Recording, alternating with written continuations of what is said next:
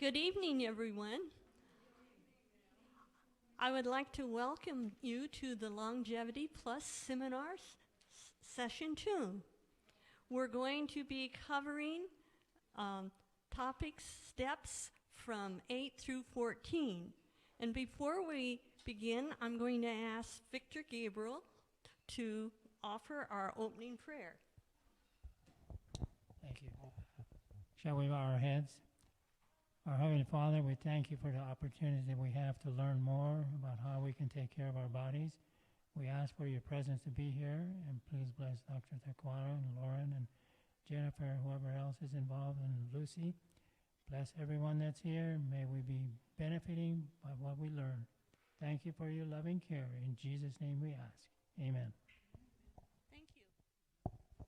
Now I'd like to welcome Dr. John Torquato.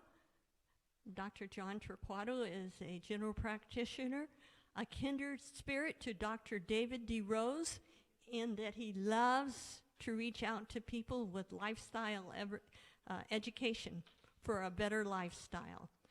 Thank you for coming and sharing steps number 8 through 14 with us. Thank you. Thank you, Lorraine. I want to thank you guys for letting me be here tonight. I'd like to know, of those of you that are here, do you guys have this paper? This paper? Yes. Remember, what we're studying tonight is a subject of hemorrheology, which is basically how the blood flows. And the idea is if the blood flows well, then the body gets its nourishment as it's supposed to. That was Dr. DeRose's principal thesis of the book, The Methuselah Factor. The Methuselah Factor is the concept of hemorrheology, which is a big word. The idea is, how well does your blood flow? The topics on this paper, as you were to use these, are all calculated to improve blood flow so that you can get the benefit of a longevity that comes with that improved blood flow.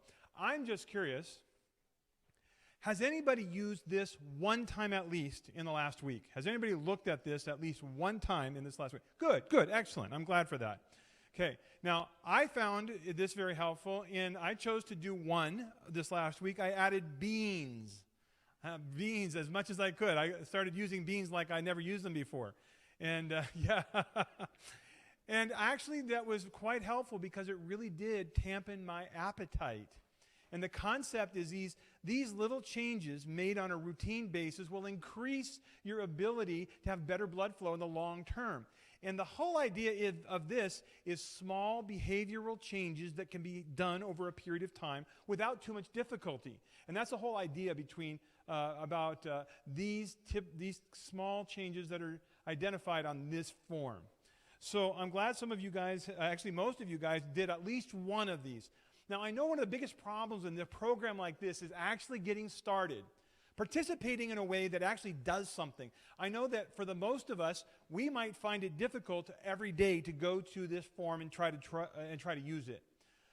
If you did it just once, that's great. That's a great start. But now this week, you're really going to want to try to do it more. Now, the way that tonight's topics are arranged, you'll see in the book. Last week we did topics 1 through 7 with Dr. DeRose, and tonight we were supposed to do 8 through 14. What you're going to notice is we're a little bit out of order because I happen to have a very good friend of mine, Lauren Miller. She's a medical student from Loma Linda University Medical School, and she's going to help me in the presentations. So we're going to do some of these presentations together. But she's going to do hers after mine. They're going to be a little out of sync from your book. So if you see them not fitting your book, that's what it is. That's why. You'll know that each topic that we're covering tonight came from your book on chapters 8 through 14. That's where we're getting our topics. Now, if you read the 3 to 5 pages in the book, you may not find exactly the same data being presented as we're presenting tonight, because I figured you guys can read and you knew what was in there. So there might be stuff in that we're giving you that's just a little extra, but on the topic. So the concepts then you're going to be looking at are chapters 8 through 14. If you didn't get chapters 8 through 14 read this last week, don't despair. You get a chance to try another week, another week's worth of presentations, chapter 15 through 21 for the next week. So just get what you can. you want to get little pieces as much as you possibly can while you have the opportunity. Okay, so the Methuselah factor, we talked again last week about 7 of those topics. One of them was back up. No, I'm not going to get confused with this week's topics because of last week's topics in my mind. So anyway, let me go forward anyway. So the Methuselah factor that we're going to talk about right now is called water out.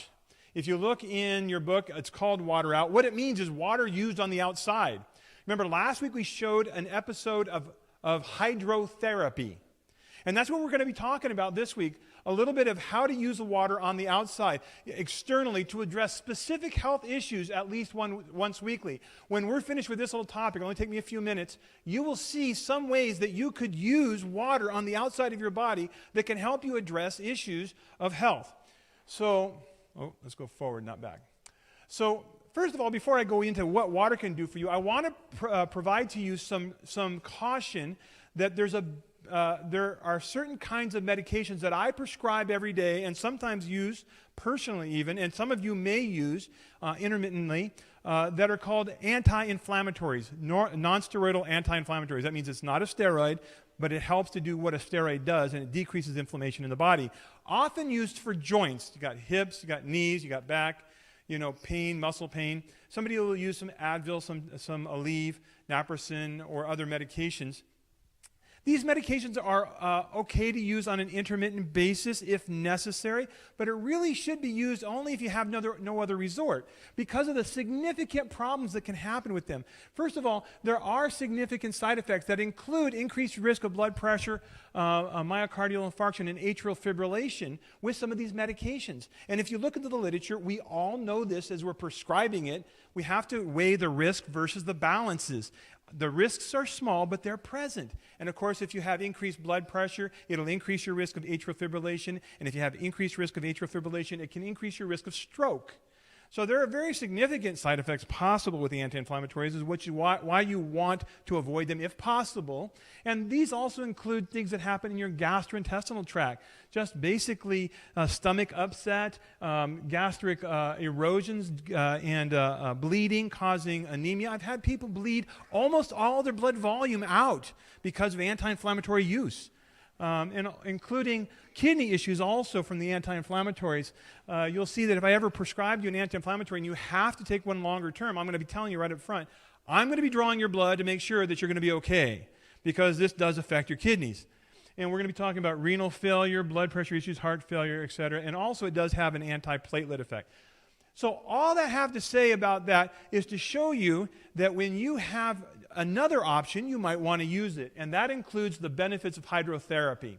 Now, hydrotherapy can be considered one of several different modalities. We're talking hot and cold contrast treatments, very effective for causing vasoconstriction and then vasodilation of the cells, of the vessels right near the surface of the skin. Very helpful when it comes to bringing increased vasculature to an area that previously didn't have it. And then we can talk about the traditional sweat lodge. Remember, the American Indians and some of the other cultures around the world have steam baths and hot baths that they use, and they find significant benefit in some of these, and we'll cover some of that later on. Talk about hot tubs that can help people that have back pain and neck pain and shoulder pain and leg pain. We talked about hot and dry saunas. And then, of course, physical therapy is often using these hot and cold treatments, using hot packs, what we used to call hot and cold fomentations. And one of the things that I would share with you is that back in 1918, there was a flu epidemic. Many of you have heard about that because I've cited that study many times, but some of you haven't. And that epidemic was very similar to our current COVID-19 epidemic. And at that time, in an area of Minnesota, there was an area in that state that had a 10% mortality rate, which means if you got the Spanish flu in 1918, you had a 10%, a 1 in 10 chance of dying of it. In addition to that, if you didn't die from it, you had a 1 in 10 chance of having to go to a hospital and having a significant hospital stay, which by itself was quite expensive and somewhat uncomfortable and, of course, inconvenient and expensive. Well, there was a Seventh-day Adventist facility there. It was an Adventist seminary, and there were 180 students in this Adventist seminary, including the teachers in the seminary. Out of that 180 students, 120 got infected with the Spanish flu. Now, what would you expect out of 120 people in that area with the surrounding population ending up with a 10% mortality and a 10% morbidity for the Spanish flu? And that was enough to get him to the hospital. That wasn't just illness to put him down for several days. We're talking enough to get to the hospital. You're looking at 10% of 120, so you're looking at 12 people should die in that seminary. There was another 12 that should be in the hospital that would eventually recover but could have some significant long-term side effects. Well, what they did is hydrotherapy. They did, at the time, hot and cold fomentations. They put hot packs on people's chests and in their belly and around their head and underarms and stuff like that while they were in bed, because at that time they did not have good showers and easy ways to get people into hot tubs and saunas. So they did these hot packs. And in doing that, they do it for a while, and then they give them cold friction rub. And then they put the hot packs back, and they give them a cold friction rub. Do you know, of that 120 people that were sick at that Seventh-day Adventist seminary, guess how many went to the hospital? 0. Guess how many died compared to that's right, 0. 0 deaths, 0 long-term morbidity related to this, and they ascribed the benefit to the consequences of using hydrotherapy, water on the outside. Saunas have been used to relieve minor pains, muscle aches, relax you to help you sleep, and improve blood circulation. I went to Zambia, Africa years ago, and during that period of time, we had no medications. All of our medications had been stolen as we were traversing the countryside. And we were approached by this woman. She said, "I have no feeling from my elbows down." Well, she had no feeling from her knees down either. She had no feeling. I am assuming it wasn't something like leprosy. I think it was probably something like diabetes. It makes good sense. But she says, "I have no feeling. I don't know." And so one of our church members, we're not talking a medical professional, we're talking a church member who believed in hydrotherapy, said, "Doctor, I think I can help her." I said, "How are you going to do that?" She says, "Hydrotherapy." And I had no clue. And I said, "Fine, do whatever you think is good." So she got a bucket. She got it nice and warm. She checked her elbow. She says, "Yeah, it's very warm, but it's not going to burn her." And then checked the other side, got it really, really, really cold. She says, "All right, very cold. I think that's going to be fine." She said, "Now, ma'am, I want you to dip your hand in this bucket, the warm bucket." She dipped it in there. She kept it there for 5 minutes. She said, "Now I want you to dip your hand in the cold bucket for 1 minute. And back to the hot bucket for 5 minutes. And back to the warm." She did that 3 cycles. When she finished, she was like, her eyes got big, and she was looking, and she says, "Oh, I have pain. It has been years since I've had pain. I have feeling in my hands, pain." She was rejoicing that she had pain because she had not experienced any kind of feeling in that hand for ages. And this is the effect of hydrotherapy in a real sense. When you use that, now we have much better ways to do that these days. We have showers. You can get into the shower, you can get really, really, really hot for a while, and then you jump in there and you get really, really cold for a minute. Back and forth, 3 or 4 times. And this is equivalent to the hot and cold fomentations that they used to use back in 1918 flu. This is the kind of thing that we would have been equivalent in Zambia, Africa. Rather than using these buckets, just get in the hot shower, turn it cold, get in the hot shower, turn it cold. 5 minutes hot, 1 minute cold was an approximation of a good method. And this, of course, did you know in Finland, there are, I'm reading that now, there are 2 million saunas like this in a country with 5 million people. So it's like every other home, it seems, must have one of these. But they've got significant benefits in that they find that the people that were going in these saunas, some of them hot saunas that were steam saunas, some of them dry saunas, had a significant lower morbidity and mortality from cardiovascular disease. Looking here shows the emerging evidence suggests that beyond the use for pleasure, sauna bathing may be linked to several health benefits, which include reduction of the risk of vascular disease, such as hypertension, cardiovascular, and neurocognitive diseases, etc. And they believe that that's caused by the reduction of arterial stiffness. Remember, our topic tonight was on hemorrheology, the ability of the blood to flow. And this concept of using hot and cold contrast helps the blood to flow. And you can use that in order to improve your longevity. All right, so that's hydrotherapy. Now we're going to switch topics now to a whole other section. This section in your book is called Get a Grip. Now the concept here is to engage in both aerobic and resistance exercises. We did, I think it's chapter 3 in the book, or day 3 in the book, said something about keep moving. Get yourself aerobic exercise essentially. But today we're going to really talk more about resistance exercise in the weekly routine. So now just a quick review. We know that moderate regular exercise improves mood, vigor, and psychological well-being, creativity, self-esteem in all age groups. In this study in the psychosomatic medicine identified then. And then also, when it comes to stress, a single bout of exercise can reduce tension, anger, confusion, and regular exercise increases the ability to handle stress by lowering stress hormones. Now, again, we're talking about exercise of any kind, and particularly, we're talking about cardiovascular kinds of exercise. And then when it comes to the brain, it improves mental processing, learning, and memory. And brisk exercise, we're talking again cardiovascular exercise, it especially stimulates blood flow and neuron growth and repair. If you start to think you're forgetting something, the best thing you can probably do, if you're concerned about dementias that people are concerned about, you should be exercising. That will help to stimulate the flow of blood in your brain where your neurons need it. Well, besides that, we have exercise is able to sharpen our focus, filter out distractions, and improves our planning, judgment, initiative, and creativity, which just improves our quality of life. Now, that's exercise in general. But let's talk now about exercise that is resistance exercise. Strength and flexibility exercises 2 or 3 times per week are very important because of the benefits they provide.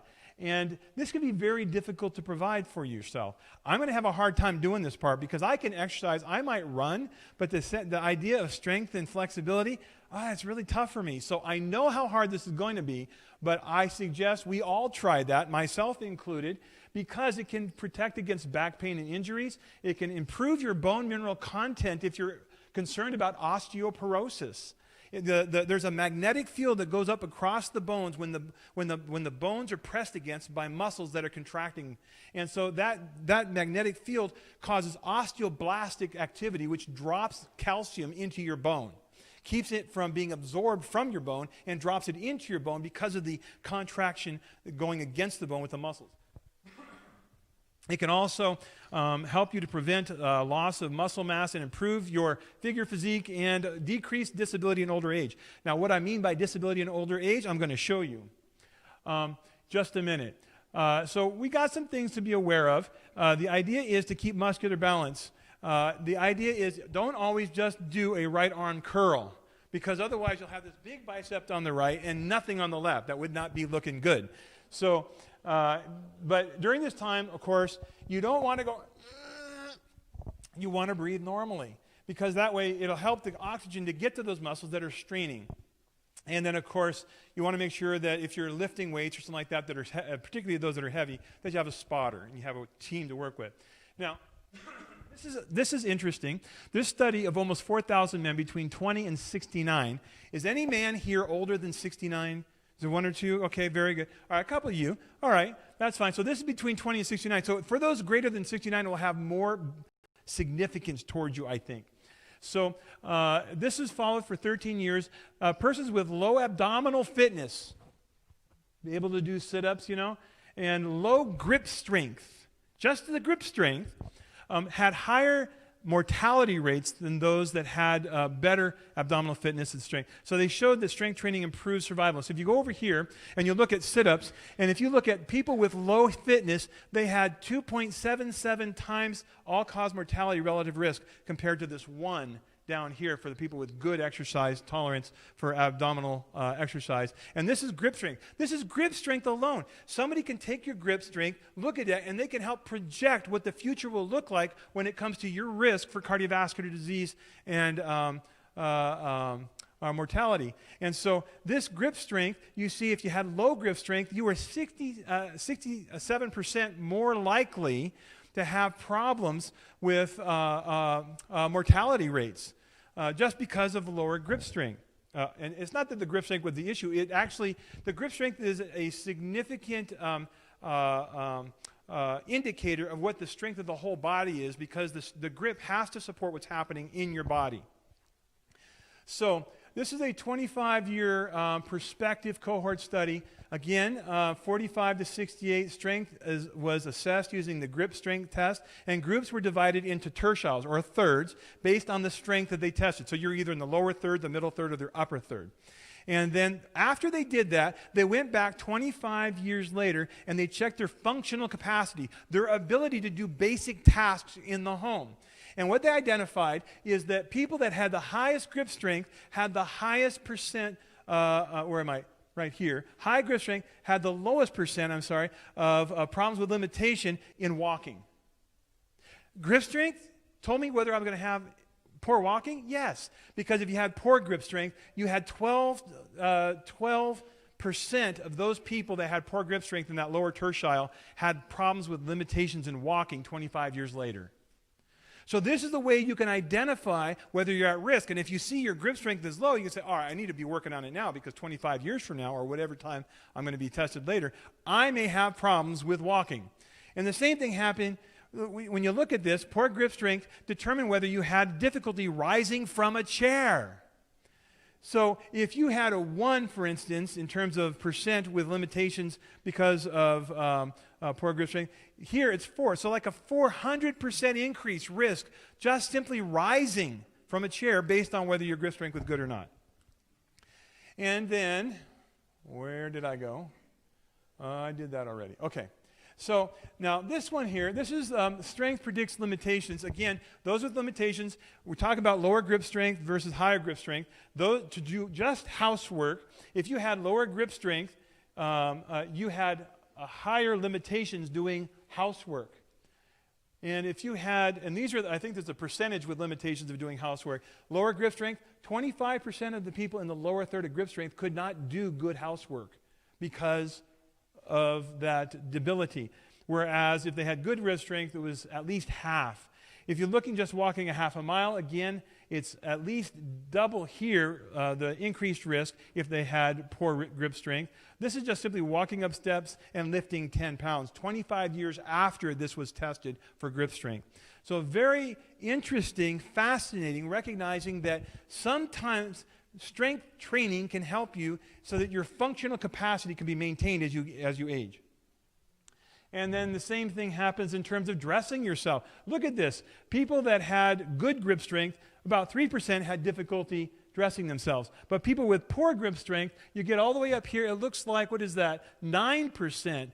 So 3 times worse difficulty just dressing themselves.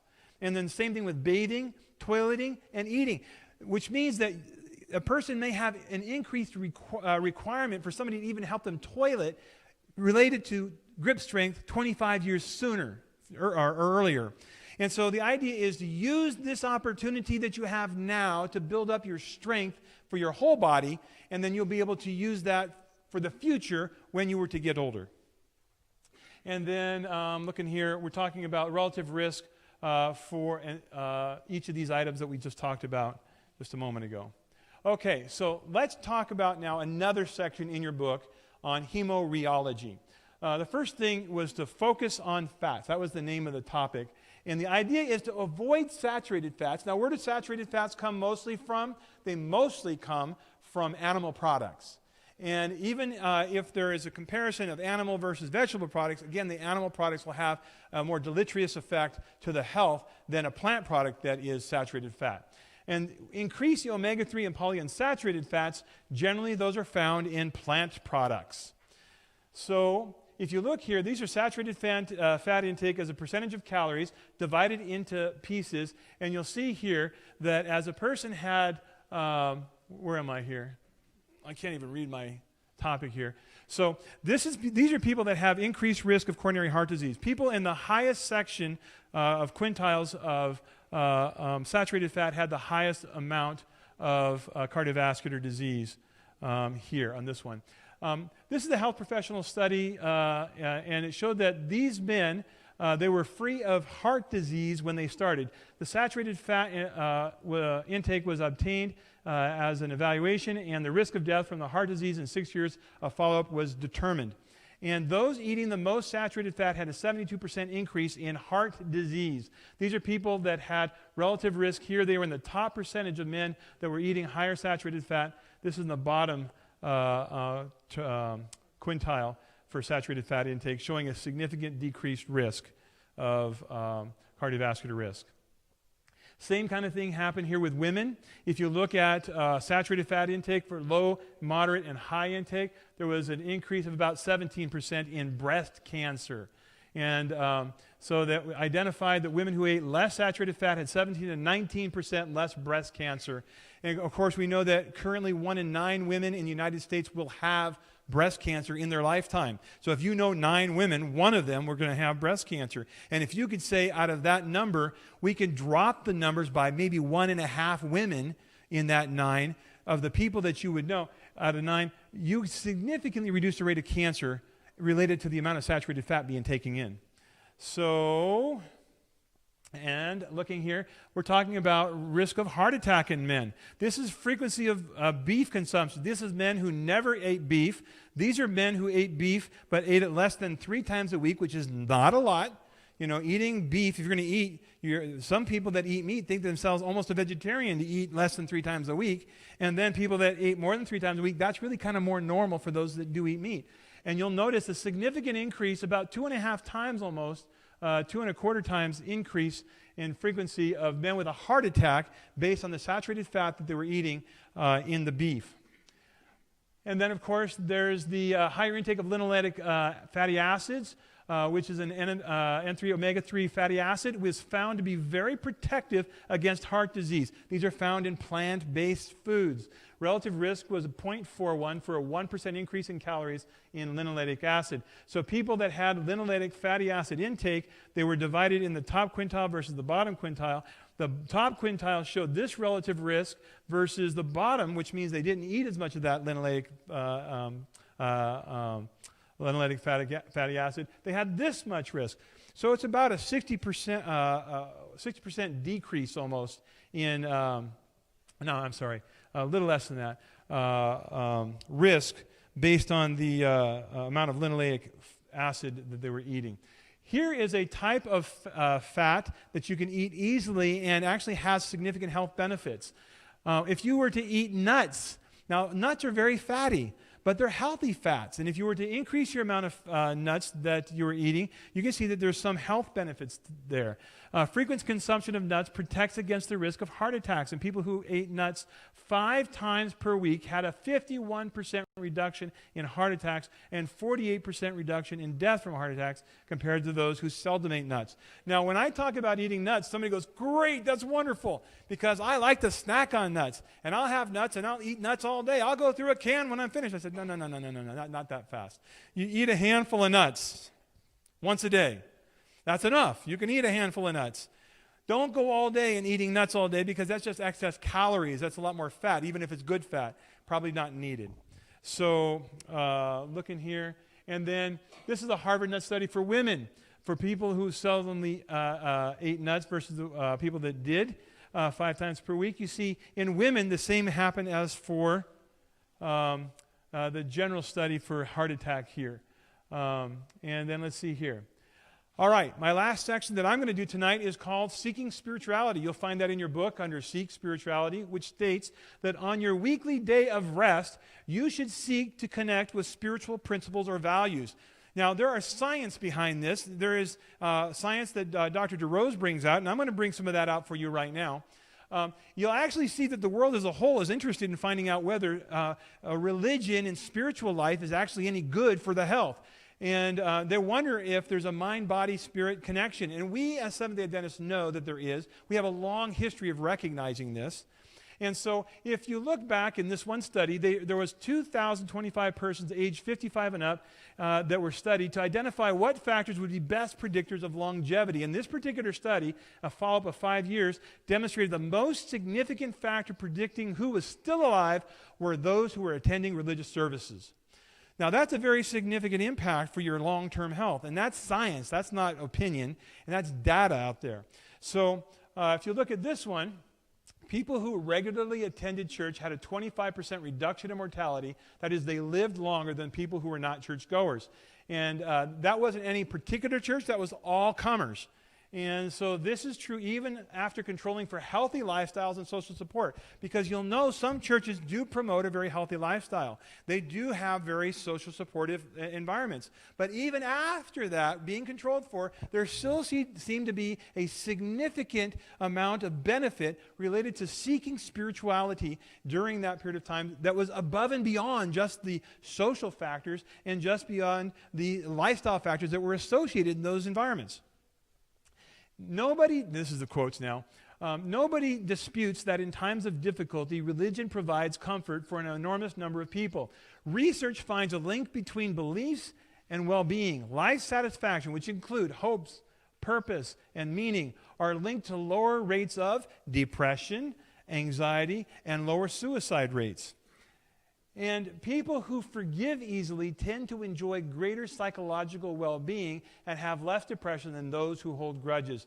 There is seeming to be a physiology of forgiveness. When you do not forgive, it will chew you up. Do you see the benefit then of seeking spirituality, which helps people to be forgiving? It is part of the basic tenets of many spiritual disciplines. So those are the 4 Methuselah factors that I had for today. I'm going to take time. Bill, I'm going to call upon Bill. Is Bill around? Is Bill someplace? I hope Bill's someplace. We have Lauren, who's going to need to set up her topics while Bill is out there someplace, somewhere, I hope. And in the meantime, will there be somebody here that has any questions about the topics that I've asked so far about hemorrheology, which is the Methuselah factor on the topics I shared with you so far? Anybody? Yes.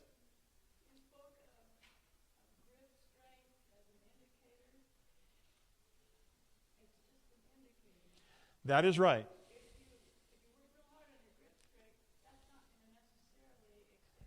They need to hear that. So if somebody says, oh, you know, my grip strength is in the lower third, so what I'm going to do is I'm going to get a grip strength, some grip strength equipment. I'm going to work out my grip strength so I live longer and I have a better longevity. It doesn't work that way. The concept is it's only an indicator of what the grip has to support the whole body doing. The whole idea is to do resistance and stuff like that. So if you were, for instance, if your grip strength was low, and just say you went out and you cut wood, well, can you see where the grip would be improved as you're cutting wood? But so would the arms, the chest, the belly, the back, the legs, because you're using the whole body beating that wood, you know? And that's the way grip strength works. It's just an indicator of what the whole body is actually doing. That's a very good point you make. Yes?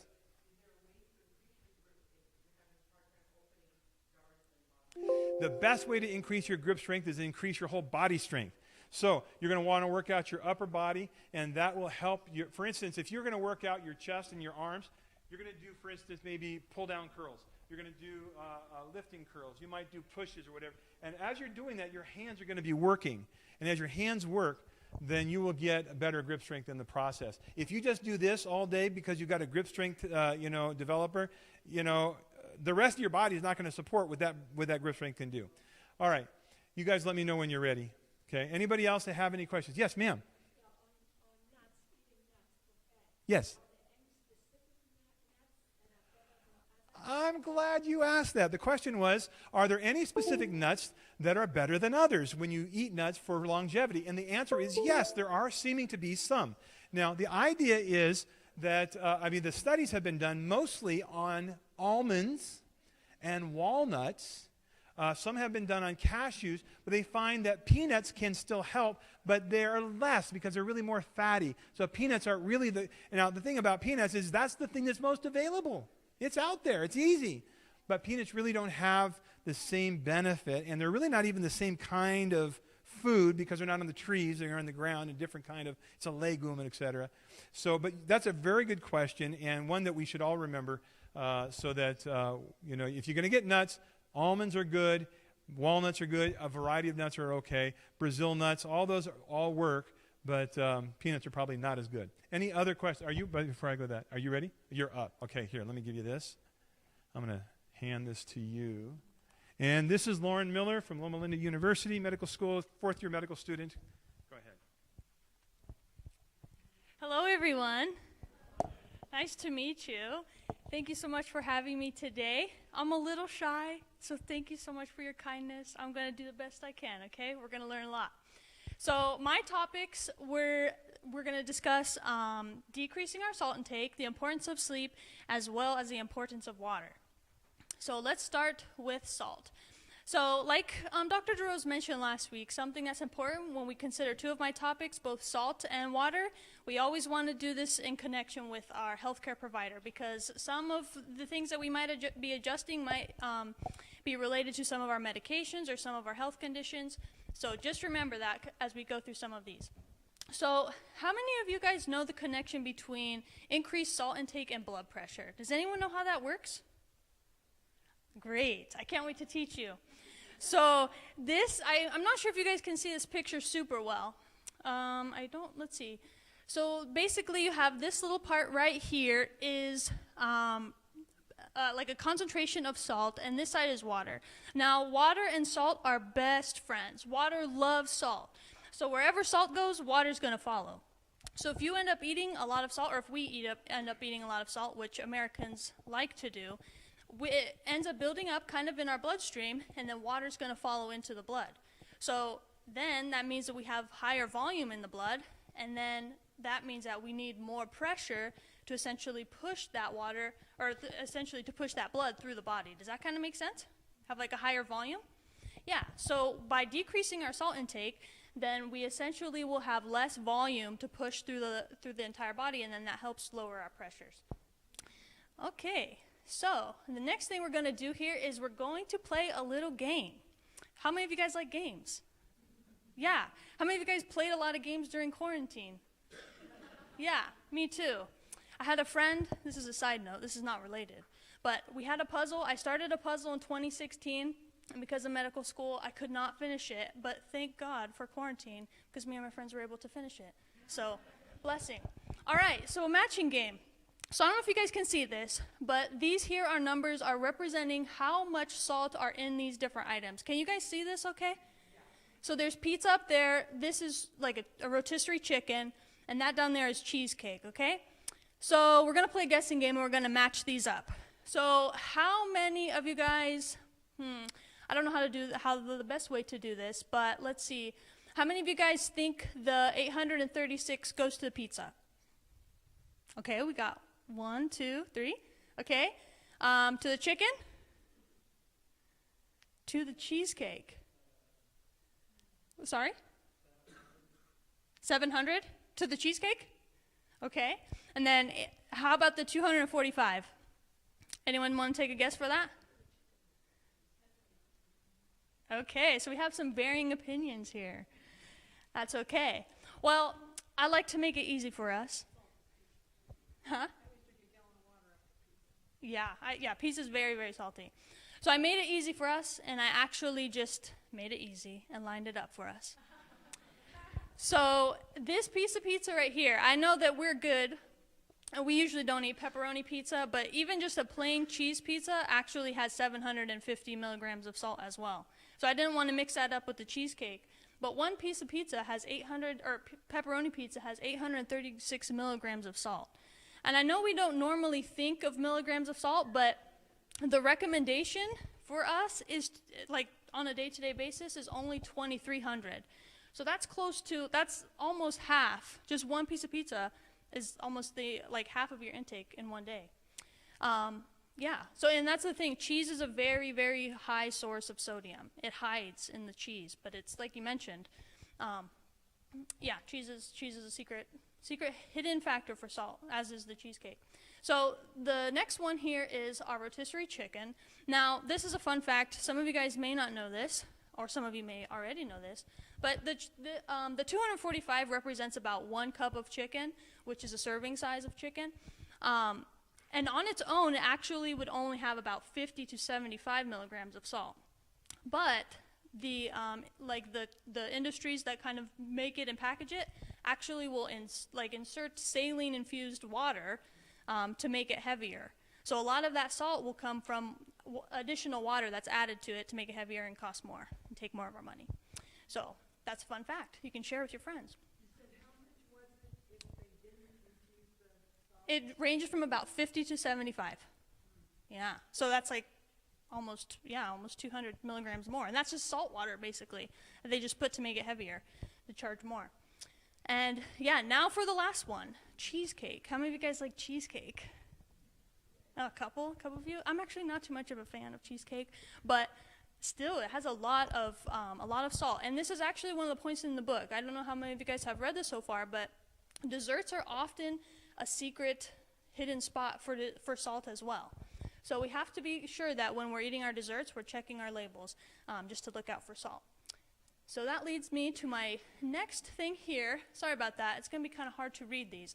But one of the points in Dr. DeRosa's book is to check a label and to see if a food has more milligrams of sodium than calories per serving, then it is a high sodium food. So sometimes if we're in the grocery store, we're not sure if something is salty, we think it is, not sure, we can check the label. And I wanted to just give us a little practical example of that. It's kind of hard to read these numbers, so I apologize. But basically this one here, you can't really see it. I wonder if there's a way to point this. Ah, wow, there's light, praise God. So this right here, this says actually 890. So this is 890 milligrams, and we're going to compare that to the calories. So this is way more calories way more milligrams of sodium than calories. So we know that that's a high sodium food. Does that make sense? And then with this one here, this says, I believe says 140. You compare this 140 to the 160, and that's considered a low sodium food, relatively. And you can also check the percentages here. This says 37, and that says 6, so that's another way too. So let's just do this for practice sake. So this says 430 grams of sodium, and this says 180 calories. Is that high or low sodium food? High. Awesome. You guys are so smart. I love it. Okay. So now just to go over quick couple things, other tips for how to avoid some salt in our food is change our snack preferences. I know hot Cheetos are really good, but they're not that healthy for us, and they have too much salt. So if we can eat more fresh foods, fresh vegetables, then the less likely we will to have that salt. And again, like I mentioned, watch out for desserts, because even things like cookies or even cereal can actually have really high contents of sodium. And another one that's probably a little bit self-explanatory, but eating out less often is something that we can do as well. And you know, all of these things, we can just make small changes here and there. So if we're used to eating out like 4 times a week, even going down to 3 times or 2 times can be very helpful.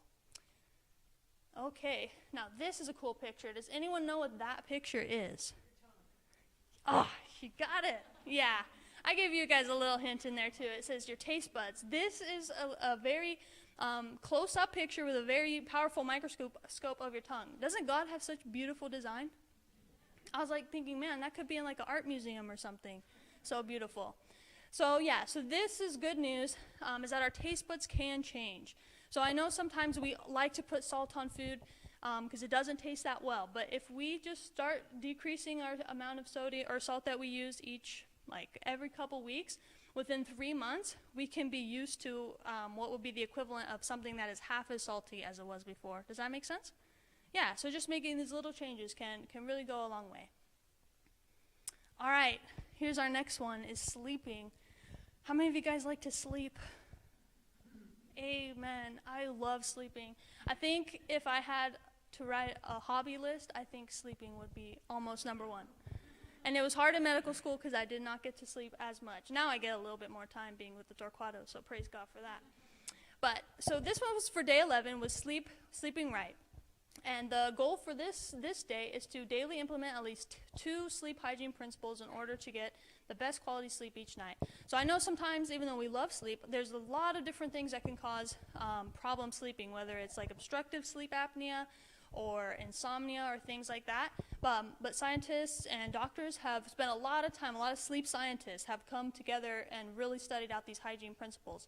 And I know you guys are able to read in your book, so I won't, go over each one. But I just wanted to we'll point out a couple of them anyway. But first, before that, let's take a quiz. Now, don't worry. This is not going to impact your grade at all, or how anybody feels, Dr. Torquato or Dr. DeRose, they will still love you just the same. But this quiz is going to be, are you sleep deprived? Are you guys able to read that, or is it not really showing up too well? Okay, all right, sorry about that. I'll go ahead and read them out for you. But basically, this is a quiz that was designed by a clinical psychologist at Cornell, and it's made up of 15 questions. They're just true or false. So what I want you guys to do is just keep a mental note or just little tallies, okay, of how many of these are true for you, okay? Can you guys do that? Yeah? Okay. So the first one says, I need an alarm clock to wake me up at the appropriate time. So if that's true for you, just keep a mental note. Number 2, it's a struggle for me to get out of bed in the morning. Okay, number 3, weekday mornings, I hit the snooze bar several times to get more sleep.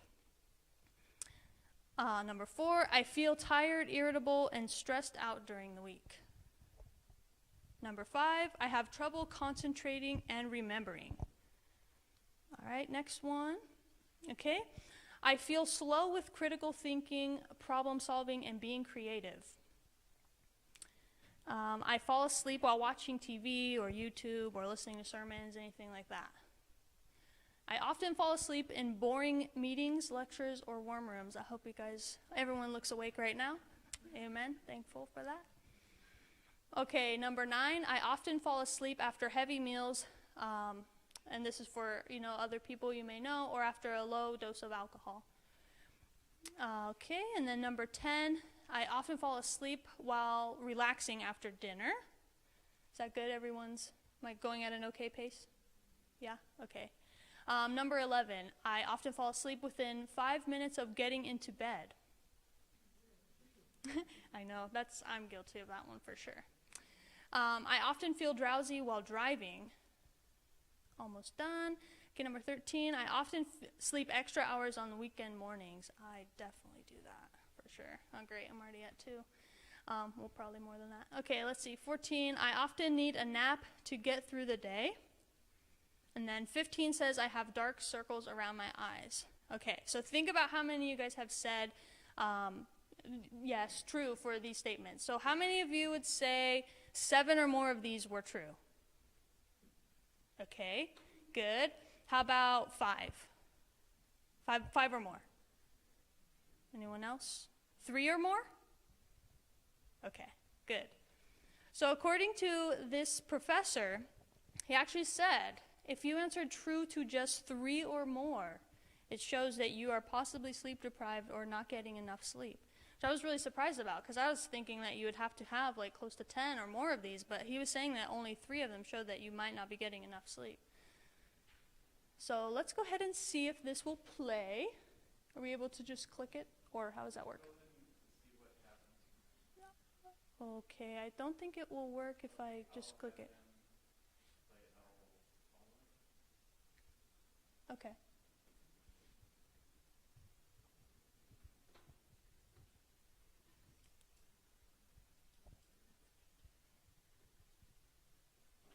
It's okay, we're just waiting for a video. They're gonna play it. Yeah, thank you.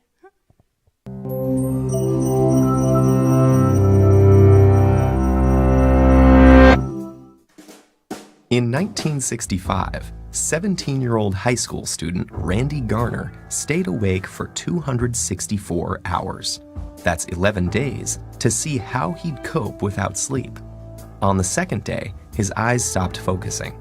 Next, he lost the ability to identify objects by touch. By day 3, Garner was moody and uncoordinated. At the end of the experiment, he was struggling to concentrate, had trouble with short-term memory, became paranoid, and started hallucinating. Although Garner recovered without long-term psychological or physical damage, for others, losing shut-eye can result in hormonal imbalance, illness, and in extreme cases, death. We're only beginning to understand why we sleep to begin with, but we do know it's essential. Adults need 7 to 8 hours of sleep a night, and adolescents need about 10. We grow sleepy due to signals from our body telling our brain we are tired, and signals from the environment telling us it's dark outside. The rise in sleep-inducing chemicals like adenosine and melatonin send us into a light doze that grows deeper, making our breathing and heart rate slow down and our muscles relax. This non-REM sleep is when DNA is repaired and our bodies replenish themselves for the day ahead. In the United States, it's estimated that 30% of adults and 66% of adolescents are regularly sleep deprived. This isn't just a minor inconvenience. Staying awake can cause serious bodily harm. When we lose sleep, learning, memory, mood, and reaction time are affected. Sleeplessness may also cause inflammation, hallucinations, high blood pressure, and it's even been linked to diabetes and obesity. In 2014, a devoted soccer fan died after staying awake for 48 hours to watch the World Cup. While his untimely death was due to a stroke, studies show that chronically sleeping fewer than 6 hours a night increases stroke risk by 4.5 times compared to those getting a consistent 7 to 8 hours of shut-eye. For a handful of people on the planet who carry a rare inherited genetic mutation, sleeplessness is a daily reality. This condition, known as fatal familial insomnia, places the body in a nightmarish state of wakefulness, forbidding it from entering the sanctuary of sleep. Within months or years, this progressively worsening condition leads to dementia and death. How can sleep deprivation cause such immense suffering? Scientists think the answer lies with the accumulation of waste products in the brain. During our waking hours, our cells are busy using up our day's energy sources, which get broken down into various byproducts, including adenosine. As adenosine builds up, it increases the urge to sleep, also known as sleep pressure.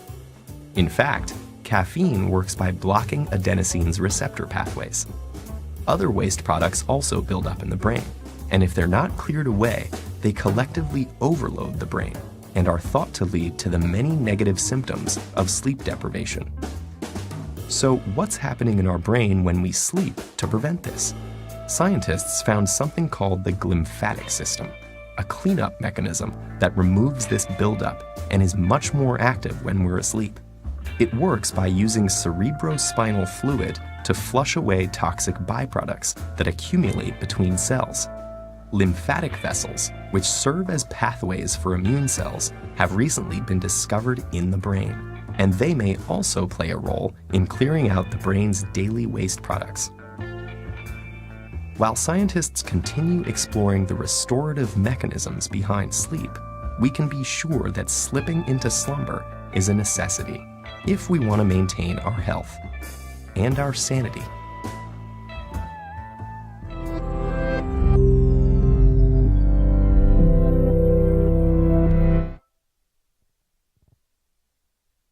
Cool. So yeah, there's a lot of interesting facts in there. So we're going to go ahead and talk about some of these sleep hygiene principles that the book goes over. I don't want to, like I mentioned, don't want to go over all of them because I know we all know how to read, but I just wanted to kind of highlight a few just so we can get a quick overview. So one of the things that I really struggle with, I don't know if you guys do, but I spend too much time on, I have too much screen time late at night. Does anyone else have a similar problem to that? A couple of you guys? Yeah. So this is kind of a problem because our eyes are very, very beautiful organs that God has made. They're not only designed to be able to check with, they're not only able to see all of the beautiful things that God has made us, but they also have very specific sensors in our eyes that are essentially able to tell what time it is through the different lights. So, and that helps regulate our circadian rhythm. So whenever we have too much screen time, then that's going to actually alter those receptors and make us basically all out of whack and not know exactly what time it is. And that disrupts our circadian rhythm, decreases melatonin production, and also decreases our REM sleep, which is really important for that restorative memory formation and whatnot. And so here's just a couple other ones that are important. Make sure we get a dark, cool room with fresh air, something to listen to. Nice nature sounds are helpful. We want to aim for a goal before 10. That's going to be really important, as well as setting up a routine so that our body knows and associates different things that we do as habits and associates them with sleep. And so here's just a couple of other ones. So food, we don't want to eat too close to bedtime. Exercise, don't want to exercise too close to bedtime. Caffeine, We want to make sure we have our last drink prior, or if we don't drink caffeine, or other people that we know, we want to make sure that they have their last drinks of caffeine before 12, because any later than that, then those residual effects can pass on later on throughout the day. And same with alcohol or nicotine. Those kind of substances want to be used ideally not at all, but as early in the day as possible, if people we know that are going through that. Okay, we're almost done. So day 12, water up. I see all of you guys are really good about this. I see lots of water bottles out there. So our goal is we want to try to eat not eat water, you can't eat water. You want to drink between 8 to 10 glasses of 8-ounce glasses of water daily. But this, again, can kind of vary depending upon what kind of environment you're in, what kind of work you do, etc. Because if you're doing a lot of hard labor and it's 90 degrees outside, you're going to want to get more than those 8 to 10 glasses per day. So why is water good for us? Water is good for our kidneys. It rinses them out, rinses all of those toxins out and everything like that. Water helps us regulate our weight, because sometimes the signals in our body can get mixed up. We think that we're hungry, but we're actually just thirsty. So if you think that you've eaten pretty recently and you start feeling hungry, then maybe it is that you're thirsty. So try taking a little drink of water instead. Water also keeps our muscles moving, so in addition to like glycogen and everything like that they need to be able to move and exercise and whatnot, water is actually very important for all of those things to work smoothly. Water keeps you looking young, just like that baby.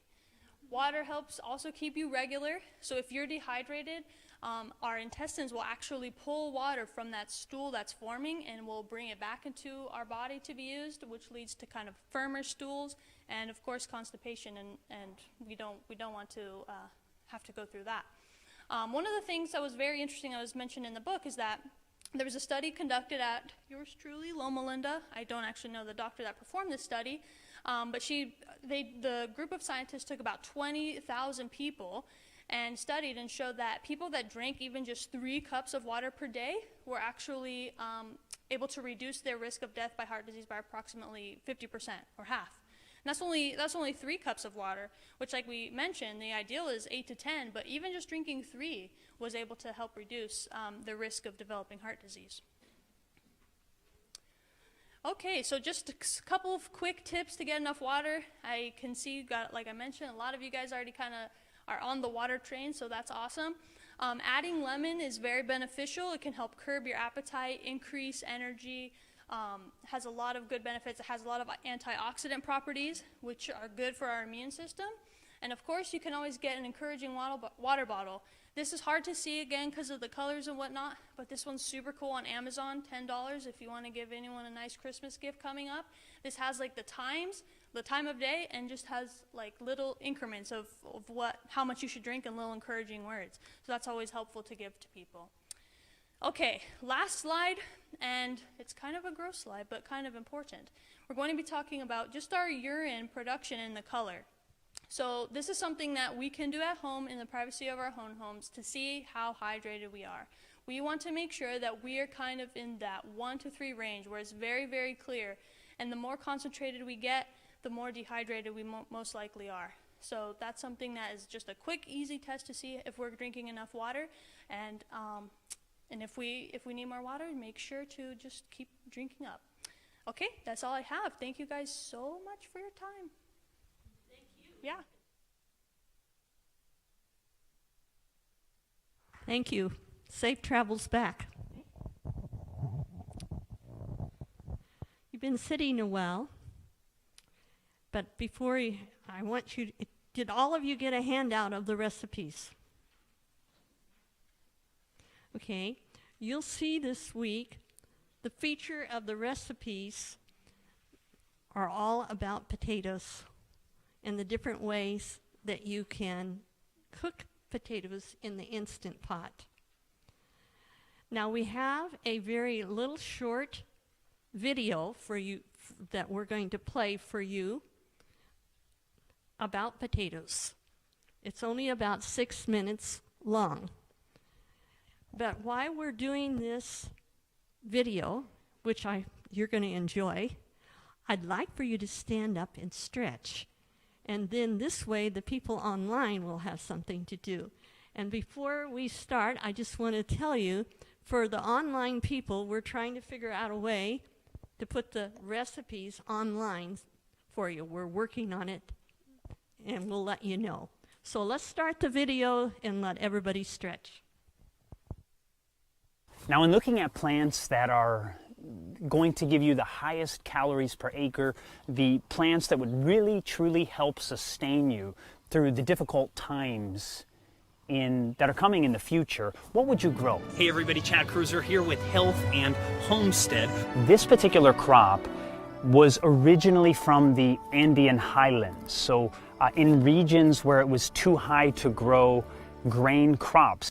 Because of its high elevation that it originally came from, this particular crop grows fantastically in areas of the world that are cool and have relatively short seasons. Now, if you have a longer season, that's fantastic. You can grow it in many areas of the world. Now, if you live in a tropical area of the world, you might want to grow things like, to get the majority of your calories, things like sweet potatoes or cassava, these kind of things. You can get tons of calories per acre with that method. But if you're in the colder regions of the world, then you can't really get a good yield out of something like sweet potato. This particular crop is, in the temperate regions, is the crop that grows the most calories per acre or per square foot of any other crop probably. And also, it's probably the easiest plant to grow when it comes to gardening or agriculture. And what is this crop? What is this plant? It is the simple, common potato. What happened was, we're told anyway, that a French aristocrat wanted to get the poor people, because they realized there was a lot of famines from maybe the either 1300s or 1500s forward. There were a lot of famines until, strangely enough, the potato began to make its way into Europe. And what happened was, this specifically in this French region, that this French aristocrat wanted the poor people to begin to try to eat potatoes, grow them, and so that they'd have plenty of nutrition. He grew some in his palace garden there, and he set a guard by them. And so people see this guard standing day after day by this plant. And man, what kind of plant would this be? This must be a super important plant. And then on purpose, he had the guard go home at night. And within a short period, guess what happened? Well, potatoes began to disappear and they began to spring up all over the French countryside.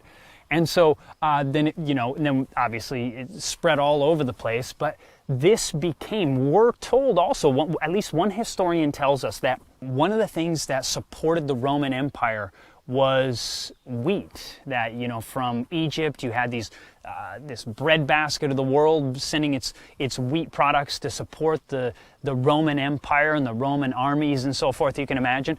But one of the things that at least one historian has suggested, that the power, the center of power, the shift from the Mediterranean basin up into northern Europe was changed in part potentially due to the potato. Because the potato can give so many calories, so much more than something like wheat or grains, and most grains in general anyway, that now people could have plenty of calories and you weren't having as many of these famine troubles until you came down to the potato famine there in Ireland. So you don't just want to stick with one thing, you want to have a diversity, as I said. Certain regions, if you get far enough north, it can be very difficult or impossible to have a good yielding or a yield at all of certain wheat crops, or grain crops, I should say.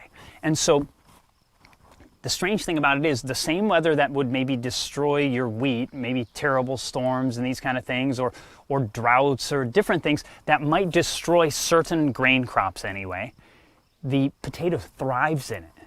A potato is a fantastic storing crop also. That's the thing. I mean, it's very simple to store. You literally put it in cold storage. There are certain ways where you can bury it deep enough that it doesn't freeze if you don't have a root cellar.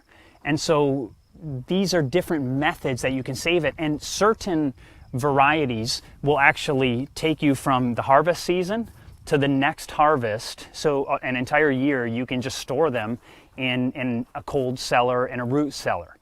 And there are other varieties that won't. They'll begin to sprout, and so they begin to go bad, so that you wouldn't want to eat them. You can use them as a seed potato, but you wouldn't want to eat them. And even those ones, what you can do is, when you begin to discover when they're getting closer to that time period, or plenty early, you can actually dry some of those and still use them. You can grind them up like a grain, and either way you can end up using them. So like I said, but it's always nice to have some of the longer storage ones like the Yukon Gold or various others. Now, there have been times in history where people had to subsist nearly exclusively on this plant, on the potato. You've probably heard of the Irish potato famine, right? Where, I don't know, maybe around 1 million people died because there was a blight to the potatoes, and they were eating at that time. We're told that at that time, men were eating somewhere between like 11 to 13 pounds of potatoes a day, not a week, a day. They were literally subsisting almost solely off the potatoes. And so when their potato crop failed, they literally were starving. And so I'm not suggesting that you just eat potatoes. You don't want to put all your potatoes in one basket, as it were. So you want to have a diversity of food. But two of the most important crops that we're going to look at, we're just looking at one now, is the simple common potato. In the northern regions, the potato, it can grow all the way to zone 2. So you can grow this in Russia. You can grow this in the northern regions of North America, Canada, Alaska. I mean, this is a very, very hardy food that can be often started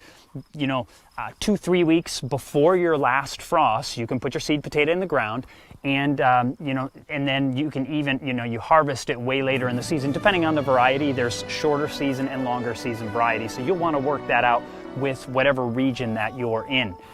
But we're going to plant some of these things just now, and so come along and we'll show you how to do this.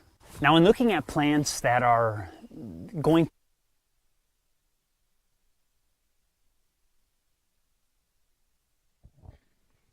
Was that interesting? Yes. Potato is very vital food for us to have. Lucy Julian is going to talk a little more about the 1918 flu epidemic.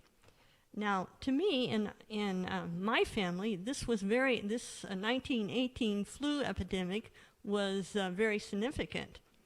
My mother's mother, who I never met, died at the age of 28 when my mother was 5 years old in this 1918 flu epidemic. So tell us more, and some practical ideas are coming up. Yes, hi. Maybe many of you have not seen how to apply this treatment, so I'm going to do a dry demonstration quickly after we talk a little bit about the history too.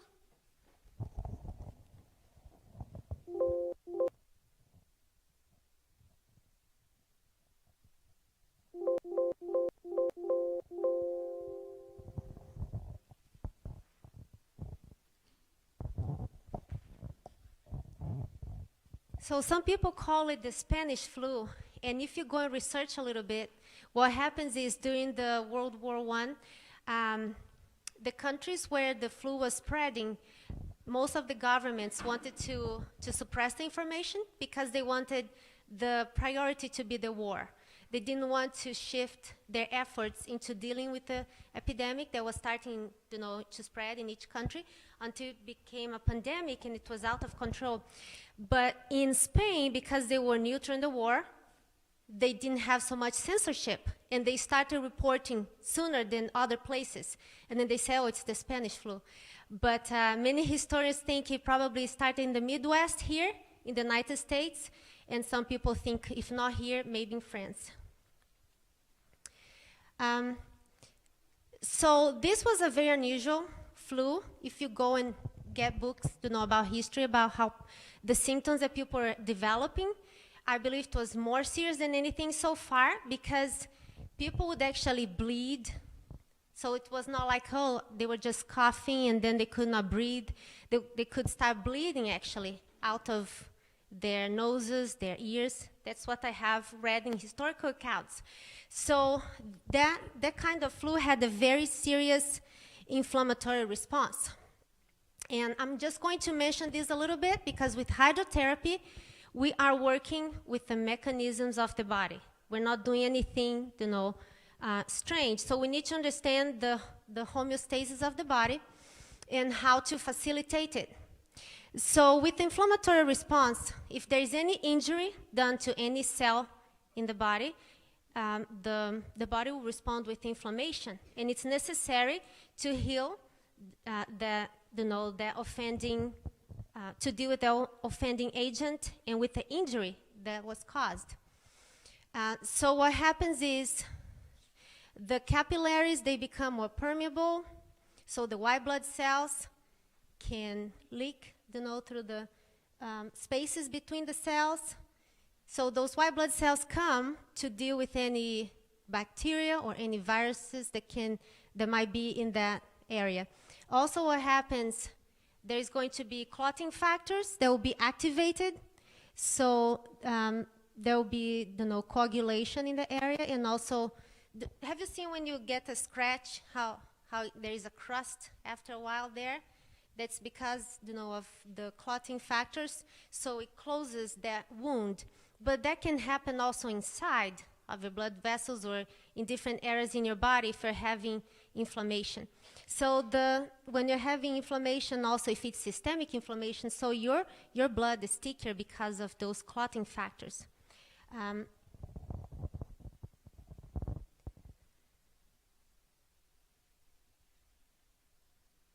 Yeah, that was all. When it comes to the white blood cells, they're not all one type.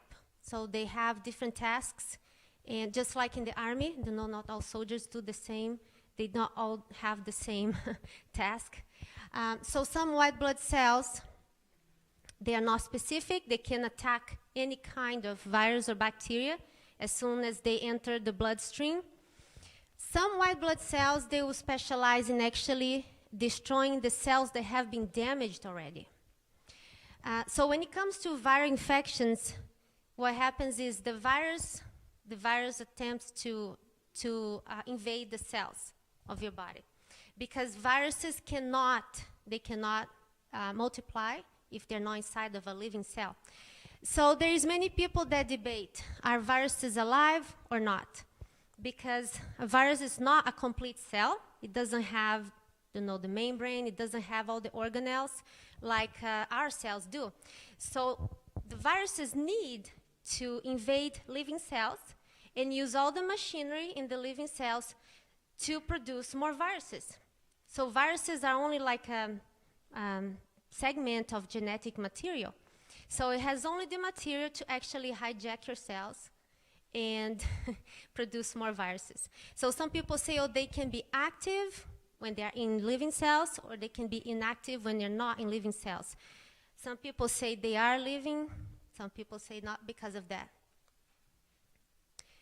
So as you see these different little structures in our cells, they're the organelles. The viruses don't have all those organelles. Organelles for small organs. And when it comes to the treatments for the flu, these little organelles here are going to be very important. The lysosome, they have some kind of digestive enzymes. So this is also in the cells of your lungs.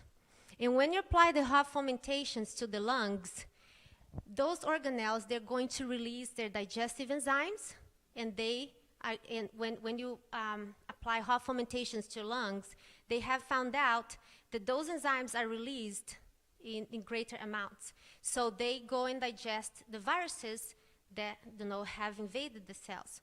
So that's one of the reasons why the fomentations are so helpful when you're dealing with viral infections that have invaded the cells of the lungs. So, there was another historical fact about influenza. Have you wondered why they gave that name? It has to do with influence, right? So there were other epidemics before of influenza, and that word came from the Italian because people could not explain why, those people were sick with what was the disease. So they called influenza from from Italian because they said maybe those people are under the influence of the stars.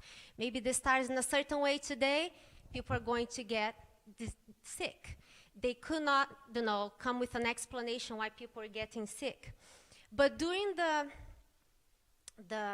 influenza of 1918, that's called sometimes the Spanish flu, by that time, there were scientists already understanding about bacteria and all of that. But they didn't know it was caused by a virus either. They thought it was some kind of bacterium that was causing the influenza. It was not until a couple of years later that some British scientists understood it was caused by a virus. So with the fomentations, we're going to use the general effects of heat, and they are vasodilation, and that's going to be important. Last Sunday, we were talking about how we apply, like hot fermentation to the skin. We see that there is vasodilation in the skin. We were talking basically about the effects that we see in the skin. But when we are doing a treatment, when somebody's having a lung infection and we apply fermentation to the skin, that heat does not penetrate necessarily, it doesn't penetrate to the lungs. So the way that the vasodilation is going to be caused is actually by what they call reflex relationships. So because the innervation, the sensory innervation of different segments in the skin, they go to the same segments of the spinal cord as certain organs that are internal. So, and they're usually the area of the skin that's innervated in the same segment of the spinal cord as an internal organ is, they're usually overlying. So the skin, for example, that's overlying your lungs, they'll be innervated in the same segment in your spinal cord as the internal organ that's under that area of skin. Do you understand? So it's not because the heat is penetrating, it's not by conduction that the heat is causing the vasodilation in your lungs. It's by reflexive relationships. It's your nervous system, arc reflexes. And you might think, oh, maybe this is strange, or I don't know, maybe it has something to do with reflexology. And I just would like to explain. In massage therapy, there is what's called reflexology, but it's not the same thing that we're talking about here. In reflexology, it's a philosophy in massage therapy, but it comes from Eastern mysticism, sorry. And they believe that when you press different areas on your feet or on your hands, that will improve the health of internal organs.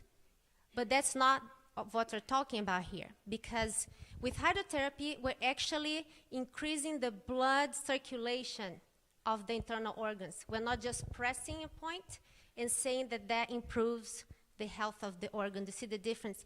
In reflexology, they just press at different points in your hands and under your feet.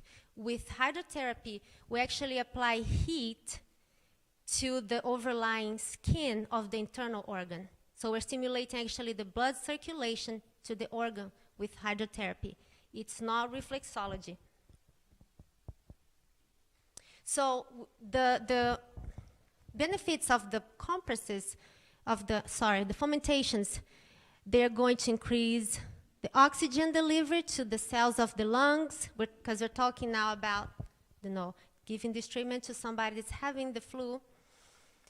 The white blood cells are going to move more efficiently also to that site of injury, and it's going to increase the metabolism of those cells. It's going to increase perspiration, so your body will get rid of some of the impurities that your body is going through, that has to deal with during the infection. Yes. And we're going to be using the contrast of hot and cold, like it was mentioned before by Dr. Torquato, that causes like a vascular exercise, with the heat, with the hot application, the blood vessels dilate. With the cold, they contract, and that causes the the congestion to go away, right? Because when the person is having an infection, the person can have a lot of congestion in the lungs. And so you're going to cause the blood to move. With the heat, more blood will come, and with the cold, to flush the blood out. And then you do this you do that for a few cycles. And so I just would like to bring this to your attention. You know, the biblical concept is that the life of the flesh is in the blood. And with hydrotherapy, we're really facilitating the movement of your blood to the site of disease. So that's where the oxygen, the nutrients, the electrolytes, the white blood cells are. And with the fomentations, we're going to apply only fomentation is the application of a hot, wet cloth or towel to a body part. And some people call a revulsive when you actually alternate the hot applications by a brief cold application. And I have seen this treatment being done. I did it many times when I worked at the Lifestyle Center. And in the beginning of 2008, lots of people were, having the flu. So I gave this treatment. And as far as I can tell, everybody recovered. I have done this on myself when I was sick, and I was taking zinc after I had the flu in 2009, and I was not getting over it. I was coughing still for a month. And so I asked somebody to do that on me. And so the fomentations also help your cough to become more productive. So sometimes, the cough is dry and the mucus is not really coming up. When you use the fomentations, usually it will become more productive.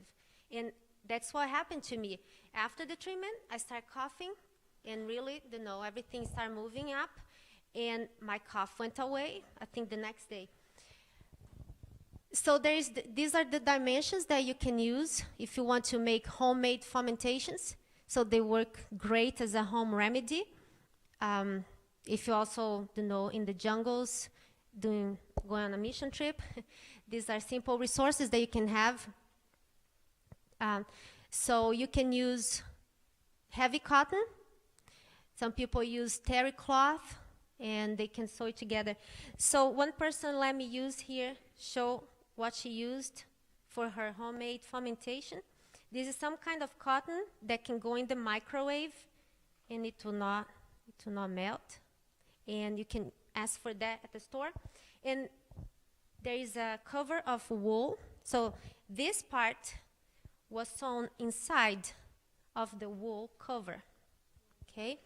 And this will retain the moist heat because you want it to be moist. It's the water that really retains the heat. If you just did this dry, it will not stay hot for very long.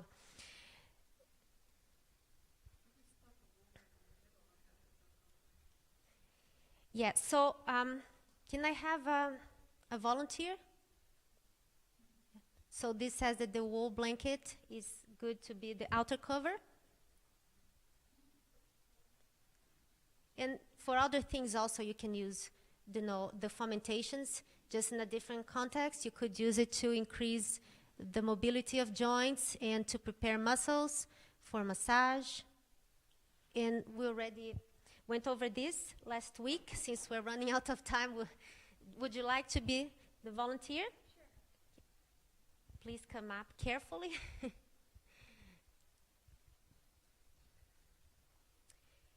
And it's good to have everything organized before you do the treatment, so everything can run smoothly. And you can put your feet, we usually put the feet inside of a basin with hot water. And you're going to continue to add hot water as the treatment goes because it will cool down. So you don't need to because we're not going to put water. Yeah, thank you.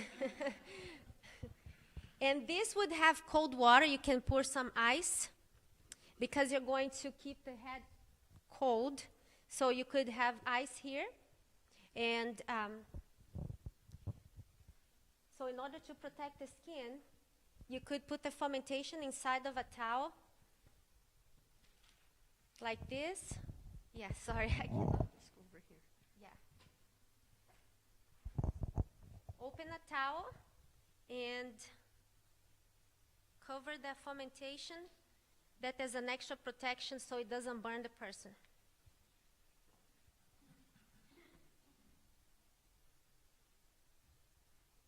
So, yes. If it's not too hot, and then you can keep open communication. Is that getting too hot? No, okay. If the person says, please put an extra layer of towel under the person. And it's always important to pray because we're cooperating with God for the healing, and He's the physician. And also to know the prayer is so important. When I worked at the lifestyle center, there were people that didn't have any religious belief or anything. Sometimes they would go home and would hear that they were going to look for an Adventist church when they went back home because of the environment of prayer. And so that's very important. So you can leave the hot fermentation for 3 to 5 minutes, and then when you get it off, you apply the cold towel here.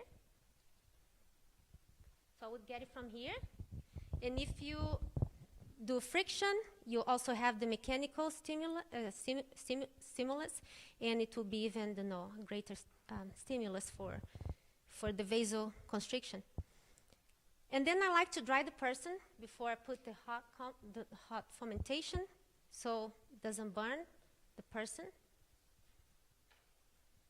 Then you leave it there for 3 to 5 minutes again. Oh, the cold 30 to 60 seconds. And so you can do this for at least 3 cycles. But if you're going to take the time to prepare everything, you can go, do 5 or even 7 cycles. And then when you finish with cold. Okay, we're doing a simplified version here.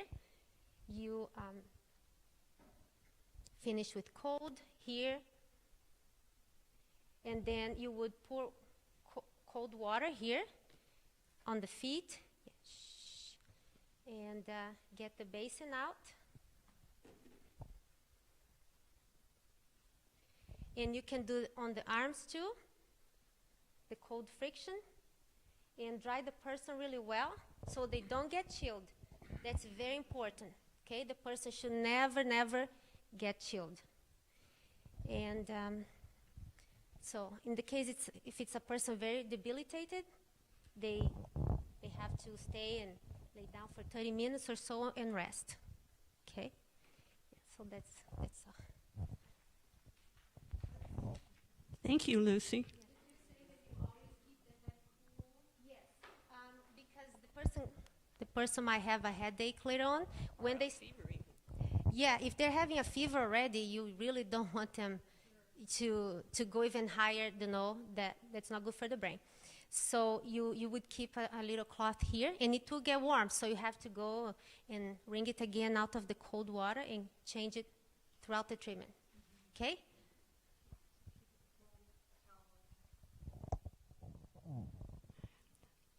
This was just an introduction.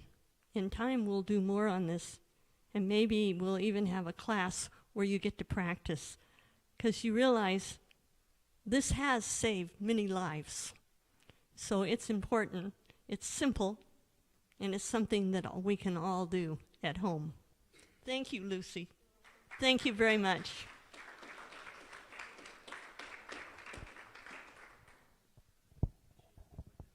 You have the clicker?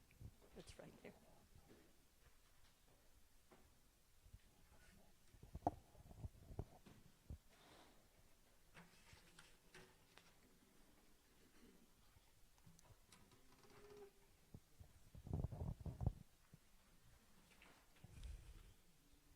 We're just going to take a few minutes to give a little information about caring for your Instant Pot so it will serve you well. Tonight we're going to talk about 5 features of caring for your Instant Pot. anti-block shield, the float valve, the sealing ring, the steam release valve in the inner pot. We'll start right here with the anti-block shield. If somebody can come up here and pass these two lids around, because I want you to be able to look on the back of the Instant Pot and see them. The important point about this anti-block shield is you can take it off. And a lot of people don't know this. And what happens when you release your, something like beans especially that seem to foam up, you can get little particles of food in there and you want to keep it clean. See, here it's off.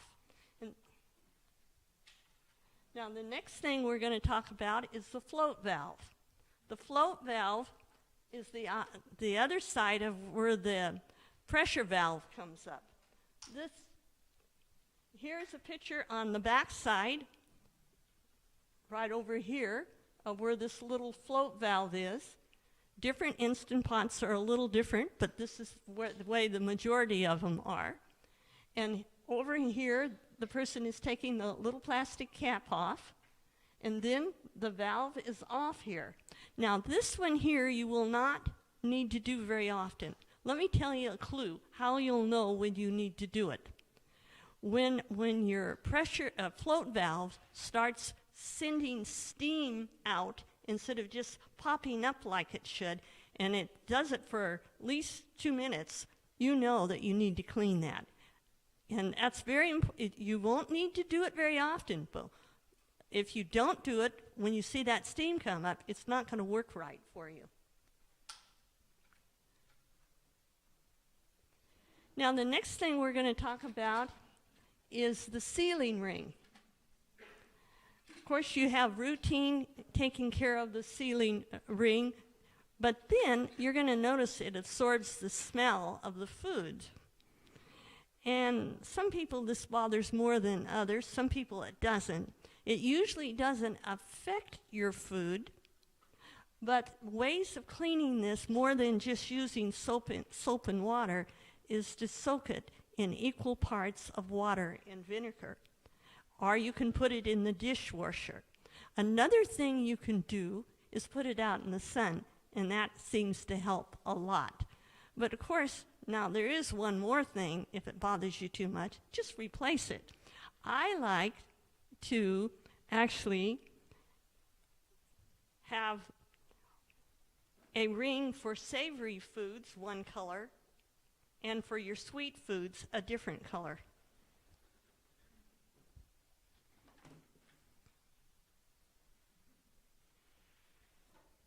Now, we're just going to talk about the sealing vent and venting. I just want to make sure that you see this comes off, and then you can clean it, but usually I don't put it in the dishwasher. Now, the last thing, we're going to talk about the inner pot. You have the normal cleaning, but after a while, you're going to notice that your Instant Pot will have these rainbow colors, and it starts to look old. You know, don't you like for your things to look new or a little bit longer? Well, here's the way. You can do some deep cleaning of the inner pot. What you do, there's different ways, but you can put 2 cups of water to the inner pot, 2 cups of white vinegar in the pot, and then put on the lid and select the steam setting, and then set the time for 3 minutes and do a quick release. And then at the end of that, step 2 is to scrub the bottom of the inner pot with a little baking soda. There are different products that you can use, however, if you don't want to do it, but this is this way, but this is the least expensive. Now, what happens? You like that? And, you know, I want to show you something. You see? You can see yourself like in a mirror in there. And I just did this. And this pot is probably a good 1.5 years old. It comes nice and shiny again.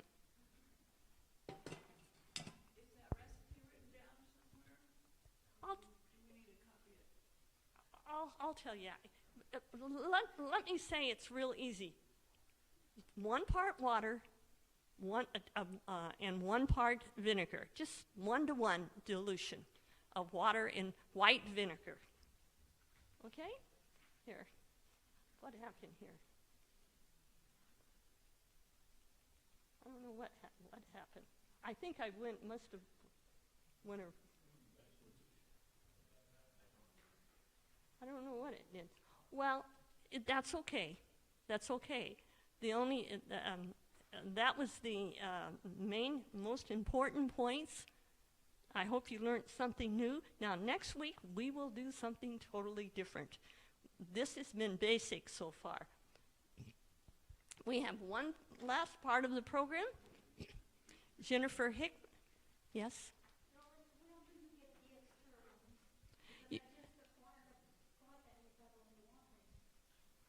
You can order them online. I don't know, there's stores. I know you can get them on Amazon, and there's also some places where you can order parts to the Instant Pot. Okay? And by the way, one last comment. If there's somebody here that has never used the Instant Pot and would like some help, probably there isn't, but come, we'll help you. It's sort of nice to have somebody help you the first time.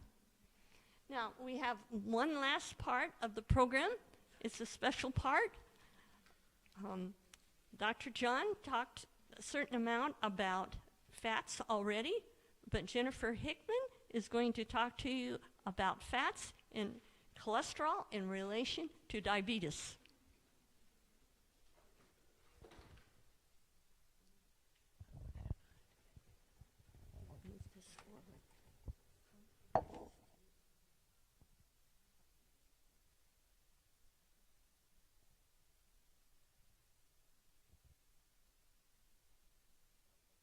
Working on it. He'll pull it up here in a minute. So I hope you've been enjoying your LongevityPlus seminar. So they did talk about a couple of things I was going to cover in addition, so we'll skip those things, so we'll keep it. Let me see. I'm new to this clicker here. Oh, where do I have to aim it at? Anywhere? Okay, but I should have gone forward. Wrong direction. Am I? Thanks, Jacob. All right. So, high cholesterol, it can lead to chest pain, heart attack, stroke. We don't want that, right? So, what really is cholesterol? So, it's a waxy, fatty substance, and it's essential for all animal cell membranes. Your body needs cholesterol to maintain both the integrity and the fluidity. Remember, we're talking about how fluid your cells are, the Methuselah factor, right? The cell membranes. Your body is actually capable of manufacturing all the cholesterol that it needs. So you don't have to go eat some French fries to get the cholesterol you need. So cholesterol is insoluble in water, and it's transported through your bloodstream in small packages, and they're called lipoproteins. So these are made of fat, lipid on the inside, and proteins on the outside. So if you see here, okay, so I think this is it, right? So see all these plaque buildup here. So when you get your cholesterol reading done, so you probably have all gone in and had a cholesterol reading, perhaps. You had to fast maybe. They're actually doing some now where you don't have to do fasting. But they usually make you fast 12 hours. You go in, you get your cholesterol readings. And so we're going to go through a little bit of what those readings are. So you get a total cholesterol reading. We used to say we wanted it less than 200, but ideally you want it less than 150. So some of the labs will still have a reference point of less than 200. So, I need to go forward. So types of cholesterol.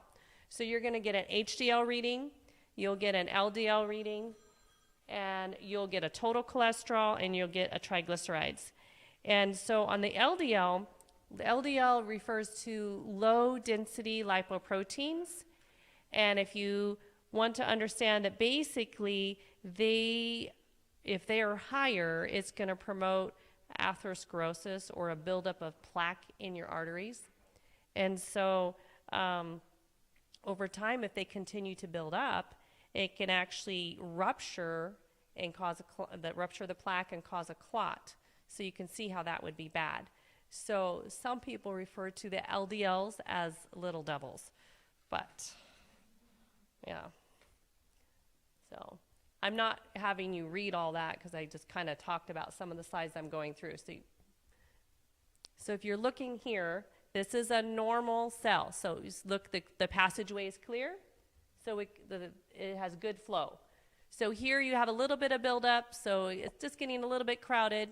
And here you're getting plaque buildup, and it's going to get more narrowed. So the more narrowed pressure, just think about your garden hose. If you want to squirt something, you put a narrow pressure on it, it's going to have a more forceful pressure. Same with your blood vessels. So as this plaque builds up, you're going to get a higher blood pressure. So that can happen with the addition of these kind of foods. So fried foods, different things like that.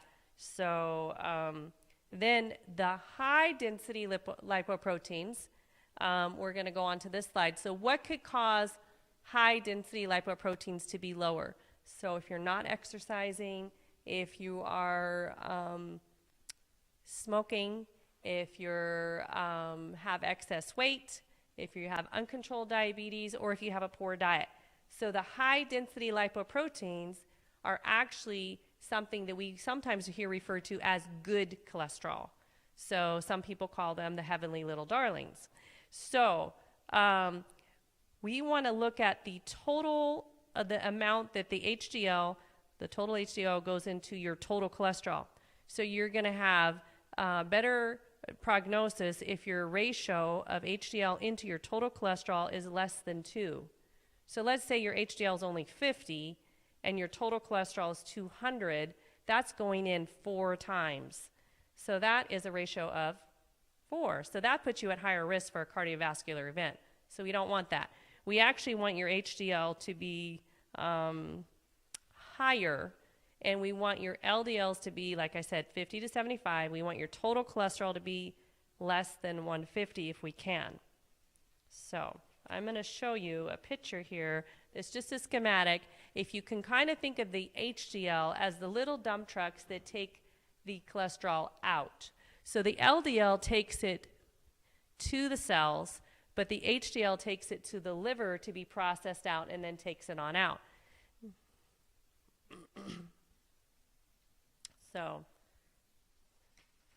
how do you raise your HDL? Anybody have an idea? You can look at the chart, make it easy.